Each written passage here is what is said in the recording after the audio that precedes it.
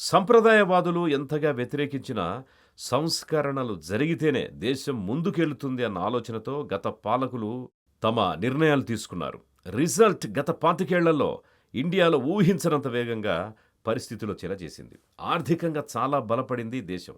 2000-2001 సంవత్సరంలో మెరుగైన ఆర్థిక వ్యవస్థల్లో 13వ స్థానంలో ఉన్న భారత్ ఇప్పుడు డెవలపింగ్ కంట్రీ ట్యాగ్ నుంచి టాప్ 5 పవర్ఫుల్ కంట్రీస్‌లో ఒకటిగా ఎదిగింది.